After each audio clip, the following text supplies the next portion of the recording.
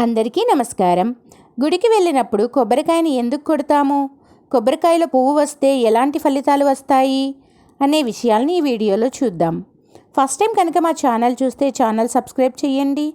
ఇక లేట్ చేయకుండా వీడియోలోకి వెళ్ళిపోదామా? భారతదేశం హిందూ సాంప్రదాయాలకు పట్టుకొమ్మ లాంటిది.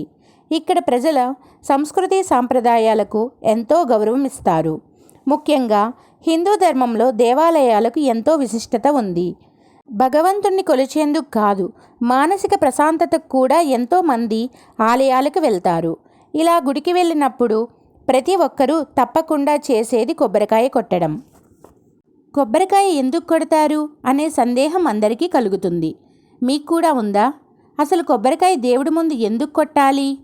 ఏ పండైనా మనం తిన్న తరువాత ఆ గింజలు నాటితే చెట్టు వస్తుంది.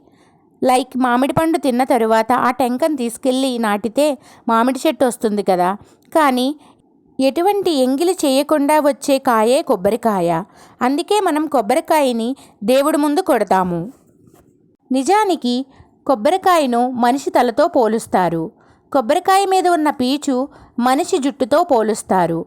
అంతేకాకుండా గుండ్రంగా ఉండే కొబ్బరికాయను మనిషి ముఖంతో, కొబ్బరికాయలో ఉండే నీరుని రక్తంతో పోలుస్తారు.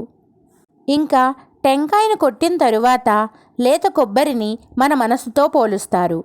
అయితే కొబ్బరికాయను దేవుడికి కొట్టినప్పుడు మనసులో ఉన్న కల్మషం, అహంకారం, ఈర్ష్య, ద్వేషాలు అన్నీ తొలుగుతాయని వేద పండితులు చెబుతున్నారు. అందుకే కొబ్బరికాయని ఆలయంలో కొడతారు. కొబ్బరికాయలో పువ్వు వస్తే శుభం కలుగుతుంది. పువ్వు రావడం ప్రత్యేకం. దైవం ఇచ్చిన ప్రసాదంగా భావించి శుభ ఫలితాలకి సూచన. Thank you for watching.